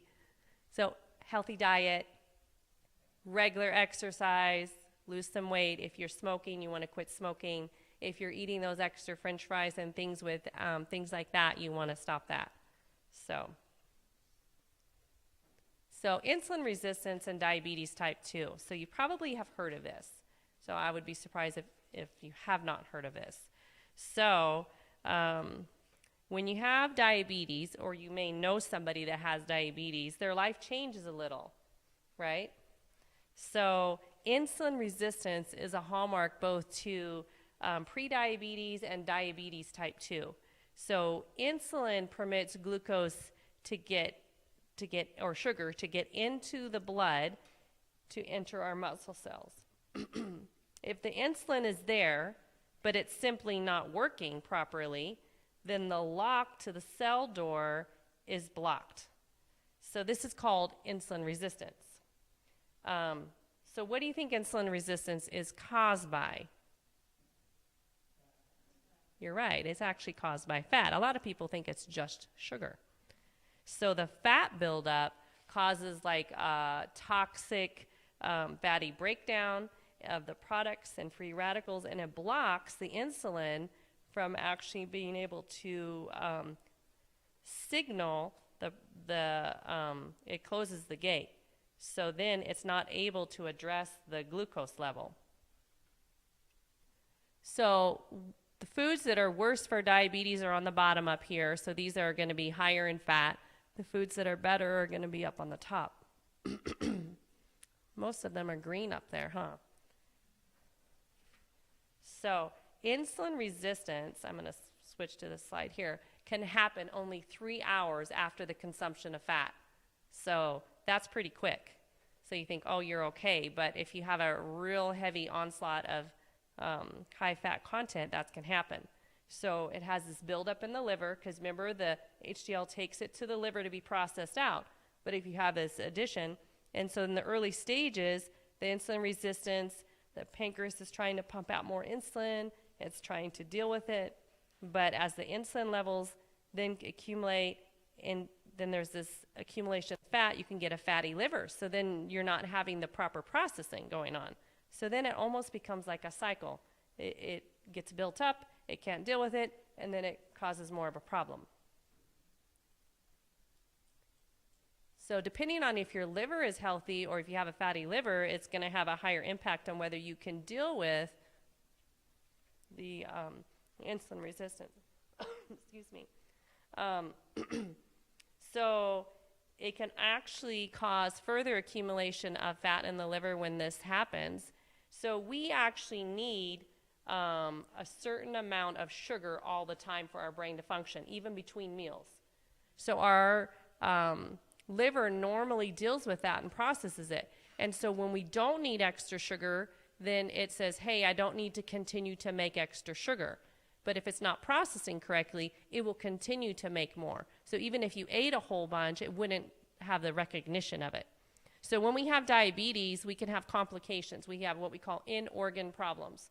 So diabetes is the leading cause of blindness in the USA. And there's other things that can have problems. It can target your kidneys. You can end up with not just blindness, but you can have glaucoma and cataract related to diabetes. You can have peripheral problems with your nerves. You can end up with a stroke and heart attack. And diabetes can affect a lot of functions that normally would be processing without having problems. So when you get this fatty buildup, you're going to have this continual process of it not functioning correctly. So when you have this process, then the liver tries to deal with it, and it tries to dump the excess fat back into the bloodstream. But then it builds up and inside the pancreas cells. So then those are the cells that normally produce your insulin. So then they're having a harder time producing insulin to deal with your sugar. So then you're ending up with more problem. So then it starts to actually kill the pancreatic cells. So then it's going to have trouble dealing with that. So we're going to go past the next one and go to the schematic here. So the stomach converts the food to glucose. So right here. Then the glucose enters the bloodstream. The pancreas produces insulin, but it's resistant to the effect. Then the glucose is unable to enter the blood effectively. Then your glucose levels rise. So then we have a continual problem going on. So sometimes you may go in and get a test that we call, it's like a tattletale. Do you know what that test is called, anyone that's not a medical person, maybe? A1C, that's right. So I'm not going through all of them because I see our time's kind of short. So hemoglobin A1C. So how does that really work? So the next slide is going to show you. So the glucose, whoops, I went forward instead of using a pointer. And now what happened? Oh, there we go. Okay, so the glucose in the body sticks to the hemoglobin A. The glucose remains stuck to the hemoglobin for up to 120 days. And then when it measures it, it tells what your average sugar is over the last 120 days. So if you go in and you go, I'm going to fast today, and my doctor won't know, right? Or my provider won't know. You go in and you get your glucose done. It might be normal, but they may have added a hemoglobin A1C on there. And they go, it was okay today, but your average sugar, let's just go forward here. So if you have a glucose or a hemoglobin A1C, let's say of 7.1, your average sugar is 176 on a daily basis. So you can't kind of hide that fact when you get your hemoglobin A1C done.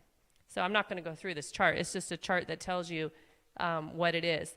I will tell you that back when I started in the late 90s of working in family practice, I'm trying to find the clicker or the thing. We used to say, oh, you want your hemoglobin A1C. If you're like 6 or so, you're good. Now we're saying we need it around 5.2. You know, less than 5.2 to 5.6 is considered normal. 5.7 to here, you're considered pre-diabetic, or, you know, you really have to be seriously thinking about this, or you're going to be diabetic. So our parameters have tightened up a little bit because we've seen the ramifications of what the high continual glucose does. So that's just a hemoglobin A1C chart. So is it diabetes caused by any kind of fat? So if I go eat avocados, am I going to be worried about getting diabetes? No. So it's caused by what kind of fat? Saturated fat. So where are we going to find the saturated fat? It's going to be from meat, dairy, and eggs. So palmitic acid. Also, your highly processed foods. They might be even vegan, but they aren't necessarily healthy. So if you're having French fries that are, quote, plant-based, but they're dipped in oil, you're still having problems. So now the monounsaturated fatty acids like oleic acid, so from nuts, olives, and avocados, they could possibly even improve what's going on. So it's not just any fat that's the problem, it's the saturated fat that's the problem. So just have to remember that. So that's just kind of saying the same thing. So saturated fats are the ones we want to avoid. So these are dangerous foods. So I think Dr. John referenced the Adventist Health Study earlier, possibly. I'm not sure. But the Adventist Health Study studied 89,000 people over a 50-year span, and it clearly showed that even those that ate meat one day or more a week had significantly higher rates of diabetes than those who did not eat meat. So with the plant-based diet, people had 78% less likelihood to suffer from diabetes. So that was pretty significant. So those are some good choices. So we mentioned the avocado, and the avocado actually, a lot of people like, oh, it's so, fattening, but if you actually ate one a day, it would be beneficial to you. There's so many benefits from the avocado. It actually can improve your blood sugar. It lowers your total cholesterol. It lowers your LDL, and it raises your HDL. And right now, for those of you who are local here in Idaho, there's Super One's having a sale, 78 cents for a pretty good sized avocado. I think that's only through Tuesday. The other place you could get avocados, I don't know what it's called now, Smart Food Service. It used to be called something else. But you can actually go get a box of avocados. Now, they're a little bit smaller, but you can get a box of 70 avocados for like $33. And if you get them firm, you can actually put them in your refrigerator. You may not want that many avocados ripe at once. You can put them in the refrigerator and then take them out when you want them to ripen. So, and if they were all ripe, you could actually freeze them. So, Costco actually sells frozen avocado. So, and actually one of my daughters makes a raw ice cream out of frozen bananas and frozen avocado with a little agave and some pistachio nuts in it. It's really good. We're not going to go through the other study that I have up here because I think we're running short on time. You can control your diabetes with a healthy lifestyle and proper nutrition and support. So I have a few more slides to go through, and then we'll be wrapping up. So the key factors to diabetes reversal is eliminating what kind of fat? Saturated fat, right. So we want to do that, and you want to incorporate plant foods into your diet. So I used to always tell my patients, because some of my patients are like, I can't eat like this. My whole family eats differently. What am I going to do? And so I would say, you know what? If you're eating these other items that are going to be causing these problems, make it your flavor of your meal, not your focus. So it's not the focal point of your meal. and incorporate all these plant foods in. And as you do this, your family's going to get used to this, and you continue to incorporate more of these plant foods in, you make these changes, and you can do it. And pretty soon, they're changing, the family's enjoying the food still, and they're not realizing all the changes unless they're completely on board with it. But then they can transition, because not everybody's going to be able to switch immediately, but you have to encourage the least harm. And so to encourage people to eat less of what is harmful and hopefully eliminate it out. Not every person is going to do that, but if they're interested and they're really serious about their health, they will. But as they take these steps, they're going to see vast improvement. So there's lots of foods that we can do. So this was what do we do? Want to reduce your risk of diabetes? What's the answer? What do we want to eliminate? That's right. Reduce your saturated fats. So I got to see how many more here I have. Just a few. So we want to prevent diabetes. And that's, again, just re-saying it. So we can do this. There's actually many studies and many programs that show that you can actually reverse diabetes type 2. You can prevent it, and you can also potentially reverse it. So as you do this, you have to work with your provider. If you're on medications, if you're on insulin, or if you're on any kind of oral medications, you have to work with them, because as you make these changes, you will need less and less of your medications. And pretty soon, I've seen patients get off their medications. And as they continue to live this way, they don't have to go back on. So it's pretty profound.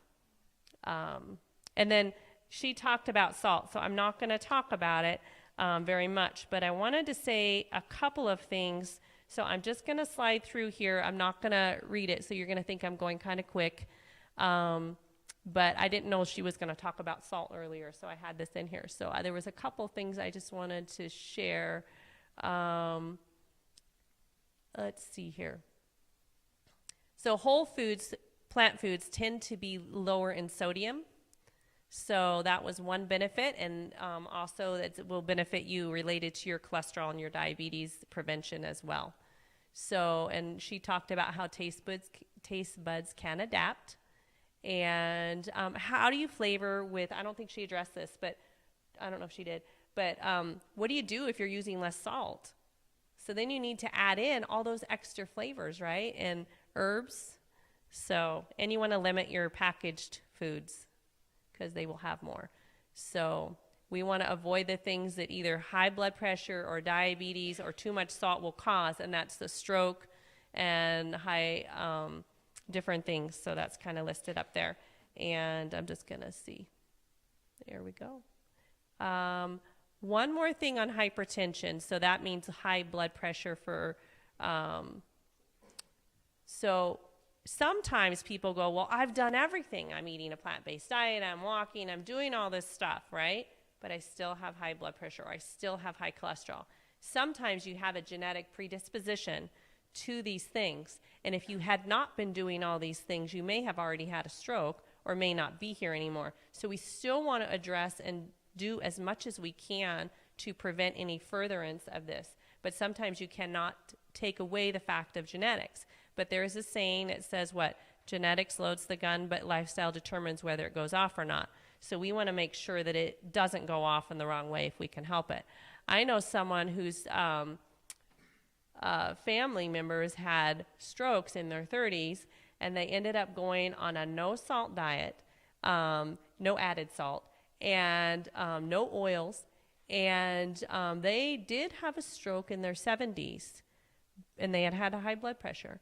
But this whole time, they were preserved up until that time. And so sometimes we will still have ramifications of things related to our genetics. So just to remember that that can happen, but you still will have a better quality of life as you do these things. So this just was a slide of good foods and bad foods for diabetes. And then berries are also very good for diabetes and preventing that. So any questions?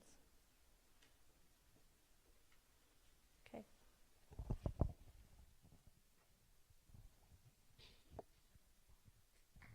Thank you, Jennifer.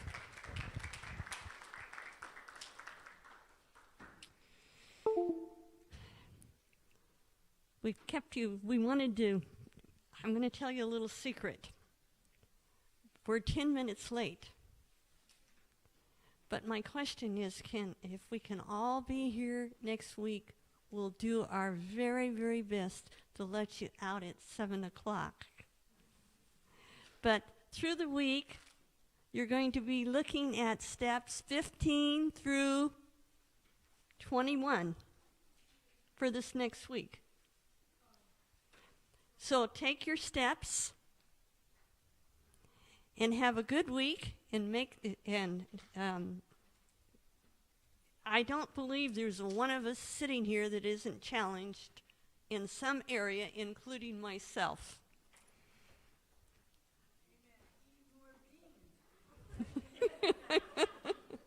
Yeah, in fact, I'll say this as we close. If I hadn't changed my diet, my genetics are totally against me. And if I hadn't changed in my early 30s, I would not even be standing here. I'm one of those that have the wrong genetics. But lifestyle has kept me this alive this long, and I'm grateful for lifestyle and God's program.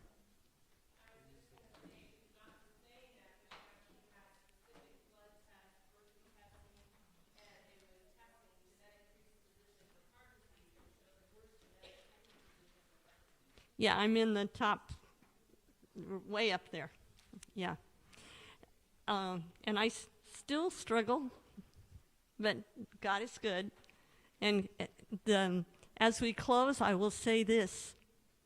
What you think you can't do, you can do as you turn it over to God. God, if it's God's plan, He has power for you to do it.